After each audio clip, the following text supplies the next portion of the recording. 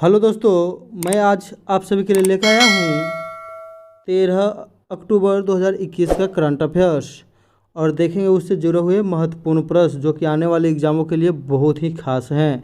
तो चलिए हम लोग स्टार्ट करते हैं। मैं हूँ लव कुमार, आप सभी का स्वागत करता हूँ आपके अपने यूट्यूब चैनल ज्ञान मंजिल तक में। तो आज का पहला क्वेश्चन रहेगा दोस्तों कि डॉक्टर भीमराव अंबेडकर से संबंधित 4 पुस्तकें डॉक्टर अंबेडकर जीवन दर्शन पहला पुस्तक हो गया, दूसरा हो गया व्यक्ति दर्शन, तीसरा होगा राष्ट्र दर्शन और चौथा हो गया आयाम दर्शन के लेखक कौन है। तो इसका आंसर हो जाएगा किशोर मकवाना। याद रखिएगा दोस्तों, किशोर मकवाना। दूसरा क्वेश्चन है दोस्तों कि भारत में अपनी पहली फूड पार्क परियोजना की शुरुआत किस देश के द्वारा किया गया। तो इटली देश। याद रखिएगा, इटली। दुनिया का पहला जलवायु परिवर्तन कानून लागू करने वाला देश तो न्यूजीलैंड। जलवायु परिवर्तन कानून लागू करने वाला दुनिया का पहला देश कौन हो जाएगा दोस्तों। तो न्यूजीलैंड हो जाएगा। याद रखिएगा आप लोग, न्यूजीलैंड न्यूजीलैंड हो जाएगा। आगे है क्वेश्चन दोस्तों कि जलवायु परिवर्तन के कारण आपातकाल लगाने वाला विश्व का प्रथम देश ब्रिटेन, दूसरा देश आयरलैंड। तो जलवायु आपातकाल के कारण साइकिल नीति मसौदा जारी करने वाला प्रथम भारत का शहर हो जाएगा चंडीगढ़। याद रखिएगा, चंडीगढ़। ई शांता पोर्टल का संबंध किससे है। तो समुद्री उत्पादन से है। समुद्री उत्पाद से जो है उसी से है ई शांता पोर्टल। उसको मार्केट में उपलब्ध करवाया जाए, कैसे बेचे जाए। तब वित्त वर्ष 2021 के दौरान प्रधानमंत्री ग्राम सड़क योजना जो है के सफल कार्यक्रम के लिए राष्ट्रीय स्तर पर शीर्ष स्थान किसे मिला। तो उधमपुर को। राजस्थान का एक शहर है उधमपुर, उसी को मिला है। और प्रधानमंत्री ग्राम सड़क योजना की स्थापना कब हुआ था। 25 दिसंबर 2000 ईस्वी को अटल बिहारी वाजपेयी के द्वारा किया गया था। याद रखिएगा, याद रखिएगा दोस्तों, अटल बिहारी वाजपेयी। वीडियो को लाइक कर दे, शेयर कर दे और जिन लोगों ने अभी तक सब्सक्राइब नहीं किया है कृपया सब्सक्राइब कर ले ताकि आपको ऐसा ही वीडियो देखने के लिए हमेशा मिलता रहे। नेक्स्ट क्वेश्चन है दोस्तों कि केंद्र सरकार ने कोर्ट संचालन की डिजिटल निगरानी के लिए माई पोर्ट ऐप, कोर्ट नहीं होगा यहाँ पोर्ट होगा, पोर्ट संचालन की डिजिटल निगरानी के लिए माई पोर्ट ऐप कहाँ पर लॉन्च किया। तो इसका सही जवाब हो जाएगा दोस्तों, इसको लॉन्च किया गया है कोलकाता में। याद रखिएगा। तो इसमें जो है पोर्ट का संचालन यानी कि बंदरगाह का जो है संचालन किया जाएगा डिजिटली रूप से। तो इसके लिए ऐप लॉन्च किया गया है दोस्तों। याद रखिएगा। गुजरात का एक बंदरगाह है दोस्तों दहेज, जिसे भारत में रासायनिक बंदरगाह के नाम से जाना जाता है। याद रखिएगा, रासायनिक बंदरगाह दहेज। कोलकाता पोर्ट का नया नाम श्यामा प्रसाद मुखर्जी पोर्ट कर दिया गया है। याद रखिएगा ये भी। और भारत का पहला टायर पार्क कोलकाता में खोला गया। एशिया की सबसे बड़ी सोलर ट्री दुर्गापुर पश्चिम बंगाल में लगाया गया। हाल ही में ममता बनर्जी ने बंगाल विधानसभा उपचुनाव में भवानीपुर से जीत हासिल की है। तो टिब्रेवाल को हराया है यहाँ से ममता बनर्जी ने। इससे पहले नंदीग्राम से शुभेंदु अधिकारी से चुनाव हार गई थी ममता बनर्जी। याद रखिएगा दोस्तों। कोलकाता में ही सबसे पहले अंडर वाटर मेट्रो ट्रेन चलाया जाएगा हुगली नदी में। याद रखिएगा दोस्तों, ये भी बहुत वीवीआई क्वेश्चन है।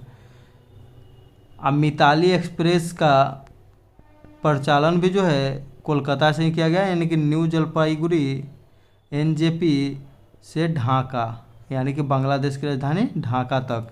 यानी कि एनजेपी कहाँ में है दोस्तों। तो ये भी है पश्चिम बंगाल में। भारतीय ओलंपिक संघ के अध्यक्ष कौन है। तो भारतीय ओलंपिक संघ के अध्यक्ष नरेंद्र बत्रा हो जाएंगे दोस्तों। याद रखिएगा। जबकि इंटरनेशनल ओलंपिक संघ के अध्यक्ष है थॉमस बाक। याद रखिएगा दोस्तों। तो अंतर्राष्ट्रीय हॉकी संघ के अध्यक्ष नरेंद्र बत्रा है। भारतीय ओलंपिक संघ और अंतर्राष्ट्रीय हॉकी संघ के भी अध्यक्ष नरेंद्र बत्रा है। 2036 का ओलंपिक भारत में हो सकता है। इसका उद्घाटन जो है जब होगा मोटेरा स्टेडियम अहमदाबाद में किया जाएगा। अभी मोटेरा स्टेडियम का नाम बदलकर क्या कर दिया गया दोस्तों। तो नरेंद्र मोदी स्टेडियम। याद रखिएगा, सरदार वल्लभ भाई कॉम्प्लेक्स नाम था पहले। भारत के प्रथम महिला कार्डियोलॉजिस्ट डॉक्टर पद्मावती का निधन हो गया। ये भी याद रखिएगा। भारत में राष्ट्रीय तकनीकी दिवस 11 मई को मनाया जाता है। 2022 में शीतकालीन ओलंपिक बीजिंग में होगा। ये भी याद रखिएगा।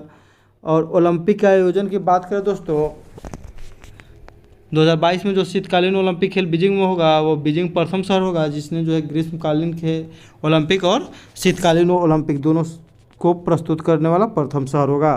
तो ओलंपिक का आयोजन अगर बात करें दोस्तों तो 2020 में जिसका आयोजन हुआ वो था 32वां ओलंपिक, याद रखिएगा 32वां ओलंपिक था।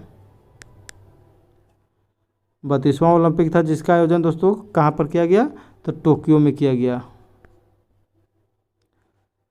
तो 2020 के बाद 2024 में हो जाएगा, तो ये हो जाएगा 33वां, ये हो जाएगा पेरिस, याद रखिएगा। 2024 के बाद 2028 ये हो जाएगा 34वां, लॉस एंजल्स अमेरिका।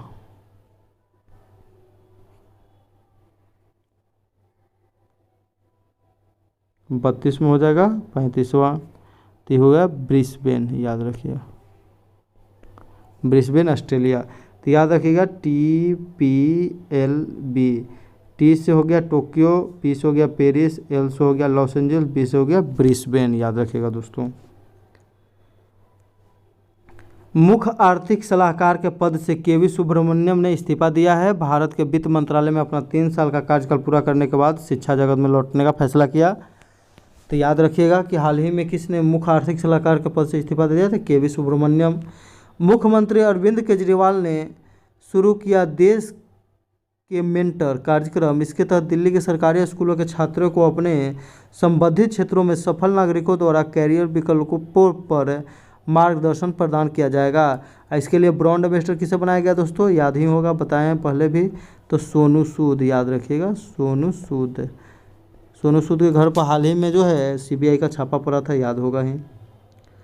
वैश्विक बहुआयामी गरीबी सूचकांक किस संस्था द्वारा जारी किया जाता है, तो ये वैश्विक बहुआयामी माने कि मल्टी डायमेंशनल हो गया, बहुआयामी हो गया, तो ये किस संस्था द्वारा जारी किया जाता है दोस्तों, तो इसका हो जाएगा सही आंसर A और B दोनों, याद रखिएगा A और B दोनों, यानी कि संयुक्त राष्ट्र विकास कार्यक्रम यानी कि UNDP, और हो गया Oxford poverty and human development initiative, दोनों को याद रखिएगा दोस्तों।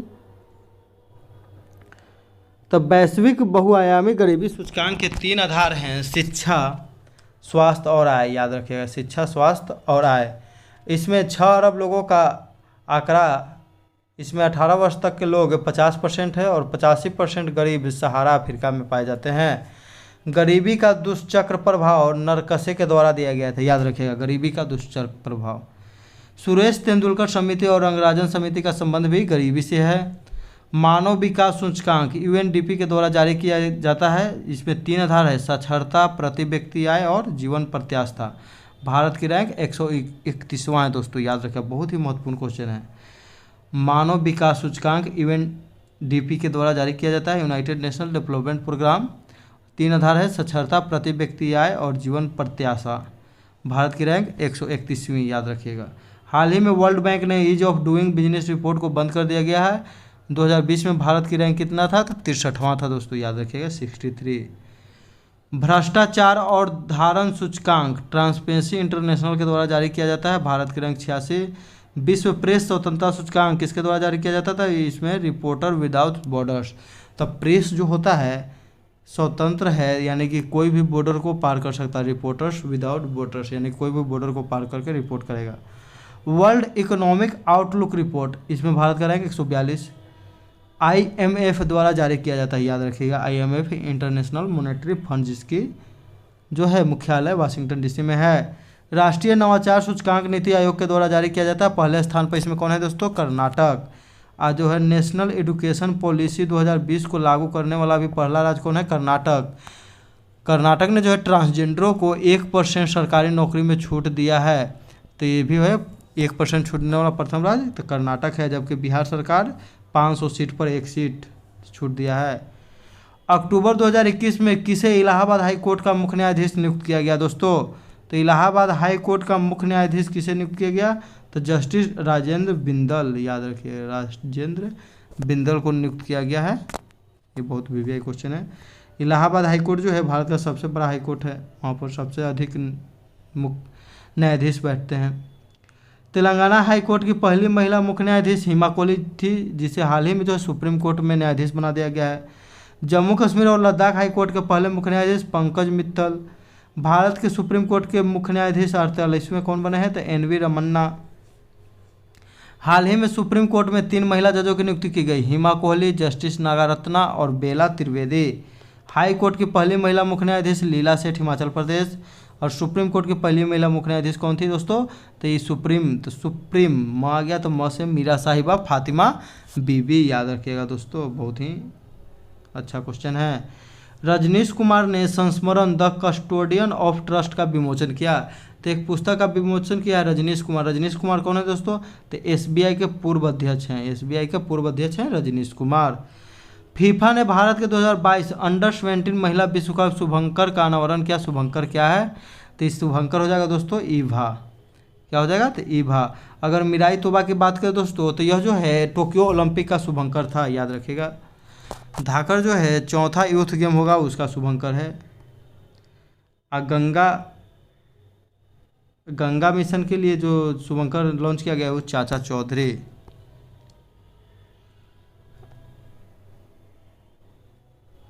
ईभा नहीं होगा दोस्तों, ईभा होगा। ईभा महिला शक्ति का प्रतिनिधित्व करने वाली एक एशियाई श्रेणी है। फीफा के अध्यक्ष जियानो इन्फेंटिनो। स्थापना 21 मई 1904, मुख्यालय ज्यूरिख स्विट्जरलैंड में है दोस्तों, याद रखिएगा। 12 से 15 अक्टूबर 2021 तक बहुपक्षीय समुद्री अभ्यास मालाबार 2021 दूसरे चरण का आयोजन कहाँ किया गया दोस्तों? तो मालाबार का आयोजन किया गया हाल ही में बंगाल की खाड़ी में दोस्तों, याद रखिएगा, बंगाल की खाड़ी में। अगर मालाबार एक्सरसाइज की बात करें दोस्तों, तो यह मालाबार जो स्थान है दोस्तों, यह केरल के तट को कहा जाता है, याद रखिएगा। इसमें 4 देश भाग लेते दोस्तों। इसकी जब स्थापना हुई थी उसमें इंडिया प्लस अमेरिका भाग लेता था। उसके बाद इसमें जापान शामिल हो गया, और कौन शामिल हो गया दोस्तों? तो ऑस्ट्रेलिया शामिल हो गया। तो ये अब 4 देश, इस चारों को क्या कहा जाता है? क्वाड देश। चारों को क्वाड देश कहा जाता है, याद रखिएगा दोस्तों। इसका उद्देश्य समुद्री सुरक्षा को बढ़ावा देना है। मलाबार युद्ध अभ्यास 1992 ईस्वी में भारत और अमेरिका के बीच शुरू हुआ। बाद में इसमें जापान और ऑस्ट्रेलिया को शामिल किया गया। इन 4 देशों को क्वाड संगठन कहते हैं। मलाबार तट भारत के केरल राज्य में स्थित है। तमिलनाडु के तट को कोरोमंडल तट और गोवा के तट को कोकण तट। कोंकणी जो भाषा है गोवा में ही बोली जाती है, और कोकण तट भी है, याद रखिएगा। भारत का सबसे छोटा राज्य भी है क्षेत्रफल की दृष्टि से गोवा। और गोवा जो है भारत का एकमात्र राज्य है जहाँ पर समान सिविल संहिता लागू है, याद रखिएगा। अनुच्छेद 44 में दिया गया है समान सिविल संहिता। तो अनुच्छेद 44 देखिए ना दोस्तों, दोनों 4 है यानी समान है, तो समान सिविल संहिता अनुच्छेद 44। रेबीज उससे मुक्त प्रथम राज्य कौन है? तो ये भी है गोवा। सभी को फ्री में पानी उपलब्ध कराने वाला तो गोवा, याद रखिएगा दोस्तों। रेलवे ने 2 लंबी दूरी की मालगाड़ियाँ लॉन्च की है, शुरू की है, उसका नाम क्या क्या है दोस्तों? तो एक का नाम है त्रिशूल, एक का नाम है गरुड़, यानी कि आंसर सही हो जाएगा दोस्तों A और B, यानी कि गरुड़ और त्रिशूल दोनों आंसर सही हो जाएगा। जबकि वास्को जो है दोस्तों भारतीय रेलवे के इतिहास में सबसे लंबी मालगाड़ी है वासुकी। भारतीय रेलवे ने 2 लंबी दूरी की मालगाड़ी त्रिशूल और गरुड़ शुरू की है, जो मालगाड़ियों के समान संचरण से दोगुना या कई गुना लंबी है। यह लंबी ट्रेन महत्वपूर्ण वर्ग में क्षमता की कमी की समस्या का बहुत प्रभावी समाधान प्रदान करेगी। भारत में सबसे लंबी मालगाड़ी का नाम वासुकी या नाग है, याद रखिएगा। हाल ही में किसने तुर्की ग्रैंड प्रिक्स 2021 का खिताब जीता है दोस्तों? तो तुर्की ग्रैंड प्रिक्स का खिताब जीता है वाल्टेरी बोटास। कौन जीता है दोस्तों? तो वाल्टेरी बोटास। तो वाल्टेरी बोटास जीता है। नारायण कार्तिकेयन की बात करें दोस्तों, तो ये भारत के जो है फार्मूला 1 के ड्राइवर है। माइकल शूमाकर जो है जर्मनी के हैं, याद रखिएगा, जर्मनी। एक बार कोमा में चले गए थे, तो 2 साल के बाद कोमा से वापस लौटे थे। और लुइस हैमिल्टन भी बहुत ही महत्वपूर्ण है, रेडबुल टीम के जो है ड्राइवर हैं। आगे देखिए, इनके बारे में महत्वपूर्ण क्वेश्चन भी है। वोल्टेरो बोटास जो है ये मर्सिडीज के हैवी ड्राइवर है, जो कि फिनलैंड के ड्राइवर है। दूसरे स्थान पर रेडबुल के हैवी ड्राइवर मैक्स वेस्टरापेन रहे। लुइस हैमिल्टन मर्सिडीज ब्रिटेन के हैवी ड्राइवर है। ये मर्सिडीज फिनलैंड के ड्राइवर है, ये है ब्रिटेन के। इंग्लैंड की महारानी के द्वारा नाइटहुड की उपाधि लुइस हैमिल्टन को सम्मानित किया गया। 100 फार्मूला 1 रेस जीतने वाले विश्व के एकमात्र ड्राइवर हैं लुइस हैमिल्टन, याद रखिएगा, बहुत विवेक क्वेश्चन है। यूएस ओपन पुरुष साइकिल का खिताब डेनियल मेदवेदेव ने जीता है हाल ही में, याद रखिएगा दोस्तों। डेनियल मेदवेदेव कहाँ में के हैं? तो रूस के हैं। ऑस्ट्रेलियन ओपन, विंबलडन ओपन और फ्रेंच ओपन तीनों 2021 में तीनों का खिताब नोवाक जोकोविच के द्वारा जीता गया था, जो कि सर्बिया के हैं, याद रखिएगा दोस्तों, नोवाक जोकोविच सर्बिया के। तो टेनिस में बहुत बढ़िया से सर्विस किया जाता है, तो सर्विस यानी सर्बिया। तुर्की प्लस रूस एशिया और यूरोप दोनों महाद्वीप में स्थित है, याद रखिएगा, तुर्की और रूस। तुर्की को प्राचीन समय में कुस्तुनतुनिया के नाम से जानते थे, याद रखिएगा। तुर्की की राजधानी कहाँ है? तो अंकारा है दोस्तों। एशिया माइनर का पठार या अनातोलिया का पठार तुर्की में है। यूरोप का मरीज तुर्की को कहा जाता है, और प्राचीन काल में एशिया का मरीज किसे कहा जाता था दोस्तों? तो चीन को, जबकि अभी एशिया का ड्रैगन इसे बोला जाता है। हाल ही में किसे चौथे सत्यजीत रे पुरस्कार से सम्मानित किया गया, चुना गया है? तो चुना गया दोस्तों, याद रखिएगा, बी गोपाला, याद रखिएगा, बी गोपाला, तेलुगु इंडस्ट्री से जुड़े हुए हैं। अमिताभ बच्चन को दोस्तों क्या दिया गया था? तो ये दादा साहब फाल्के पुरस्कार अमिताभ बच्चन को दिया गया था दोस्तों, याद रखिएगा। रजनीकांत को उसके बाद दिया गया, याद रखिएगा। ये सब बहुत ही महत्वपूर्ण है। इनका संबंध तेलुगु फिल्म इंडस्ट्री से है। पुरस्कार के रूप में 10,000 रुपये दिए जाएंगे। 51वां दादा साहब फाल्के पुरस्कार रजनीकांत को दिया गया। 50वां किसे है? तो अमिताभ बच्चन को, याद रखिएगा। प्रथम दादा साहब फाल्के पुरस्कार देविका रानी रोरी को दिया गया। प्रथम बार मरणोपरांत दादा साहब फाल्के पुरस्कार पृथ्वीराज कपूर को दिया गया, ये भी याद रखिएगा। सर्वश्रेष्ठ अभिनेता का राष्ट्रीय पुरस्कार 2021 धनुष और मनोज बाजपेयी को दिया गया। सर्वश्रेष्ठ अभिनेत्री का राष्ट्रीय फिल्म पुरस्कार कंगना रनौत और को दिया गया, पंगा और मणिकर्णिका का फिल्म के लिए। दिलीप कुमार को ट्रेजेडी किंग के नाम से जाना जाता था, जिनका हाल ही में निधन हो गया है। और दिलीप कुमार को जो है मूल नाम जो था यूसुफ खां था, याद रखिएगा, यूसुफ खां। और दिलीप कुमार को निशान पाकिस्तान पुरस्कार भी मिला है, जो कि पाकिस्तान का सर्वोच्च पुरस्कार है। एक भारतीय व्यक्ति है, मोरारजी देसाई जिनको मिला है। Indian personality of the year Vishwajeet Chatterjee, याद रखिएगा, Indian personality of the year Vishwajeet Chatterjee. हाल ही में नदी पशुपालन कार्यक्रम का शुभारंभ किस राज्य में किया गया है? तो नदी पशुपालन का शुभारंभ उत्तर प्रदेश राज्य में किया गया है, याद रखिएगा दोस्तों, उत्तर प्रदेश। उत्तर प्रदेश में चुनाव आने वाला है, इसलिए बहुत चीज़ों की स्थापना किया जा रहा है, याद रखिएगा। उत्तर प्रदेश में 403 विधानसभा का सीट है, 99 को जो है 100 को जो है विधान परिषद का सीट है, याद रखिएगा दोस्तों। 80 को लोकसभा का है और 31 को राज्यसभा का है, याद रखिएगा। ये सब बहुत ही महत्वपूर्ण क्वेश्चन है। गढ़मुक्तेश्वर उत्तर प्रदेश से इस योजना की शुरुआत की गई। इसमें उत्तर प्रदेश, उत्तराखंड, त्रिपुरा और छत्तीसगढ़ राज्य शामिल है। इसी को ध्यान में रखकर उत्तराखंड के हरिद्वार में गंगा नदी के तट पर एक मछली प्रजनन केंद्र की स्थापना किया गया है, याद रखिएगा दोस्तों। इसमें 4 राज्य शामिल है, कौन कौन?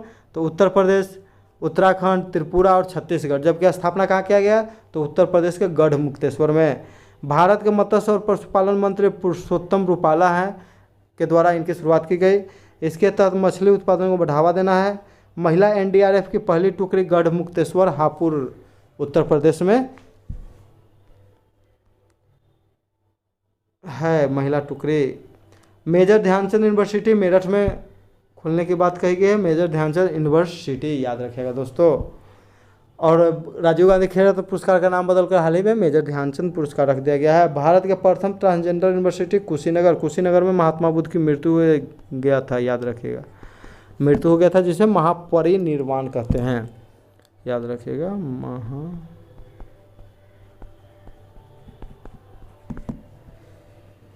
हर गांव में एक खेल मैदान होगा, तो उत्तर प्रदेश की घोषणा है। 2032 तक कुश्ती को गोद लिया है, तो उत्तर प्रदेश राज्य ने। जेवर एयरपोर्ट बन रहा है, तो उत्तर प्रदेश में, जो कि एशिया का सबसे बड़ा एयरपोर्ट बन जाएगा जब तैयार होगा। पीलीभीत टाइगर रिजर्व, जिसे T+2 पुरस्कार दिया गया है, उत्तर प्रदेश में है।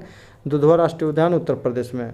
उत्तर प्रदेश लोकसभा सीट 80, राज्यसभा 31, विधानसभा 403 और विधान परिषद 100 सीट। राज्यपाल आनंदीबेन पटेल और मुख्यमंत्री कौन हो जाएगा दोस्तों? तो योगी आदित्यनाथ। उप मुख्यमंत्री उत्तर प्रदेश के 2 लोग हैं, तो केशव प्रसाद मौर्य और दिनेश शर्मा, याद रखिएगा दोस्तों, केशव प्रसाद मौर्य और दिनेश शर्मा। उत्तर प्रदेश की राजधानी लखनऊ, सबसे बड़ा शहर कानपुर, ये भी याद रखिएगा दोस्तों। बिहार में भी 2 उप मुख्यमंत्री हैं। कल का प्रश्न था दोस्तों कि विश्व का सबसे ऊंचा इलेक्ट्रिक वाहन चार्जिंग स्टेशन कहाँ में लगाया गया? तो इसका सही आंसर है हिमाचल प्रदेश राज्य में लगाया गया है, हिमाचल प्रदेश के काजा में, याद रखिएगा। तो सही उत्तर देने वाले लोग हैं KIT2007 Shweta Verma, GK trek Amrita Kumari, Deepak Kumar smart study, Rohit Raj, Dhananjay Kumar, Nitish Ranjan, Harshika Verma, meditation video, Krishna Kumar, Saloni Kumari, Shivani Sinha, Khushboo Kumari इत्यादि। इन सभी को मेरे तरफ से बहुत बधाई और भविष्य के लिए ढेरों सारी शुभकामनाएं। आप लोग ऐसे ही लगे रहिए, एक दिन ज़रूर सफल होंगे। असफलता एक चुनौती है, स्वीकार करो और कहाँ कमी रह गई देखो और सुधार करो। बस अपने कमी को सुधार करना है, आपको सफलता मिल ही जाएगी। आज का क्वेश्चन है दोस्तों, जिसका आप लोग कमेंट करके जवाब दीजिएगा कि जिरकॉन हाइपरसोनिक क्रूज मिसाइल का पनडुब्बी से सफल परीक्षण किस देश ने किया है। यानी कि जिरकॉन जो है हाइपरसोनिक क्रूज मिसाइल है, इसे किस देश ने बनाया, किस देश ने सफल परीक्षण किया है, वही बताना है। तो देश का नाम बताना है। इसी के साथ हम अपना वीडियो समाप्त करते हैं दोस्तों। जय हिंद, जय भारत, वंदे मातरम।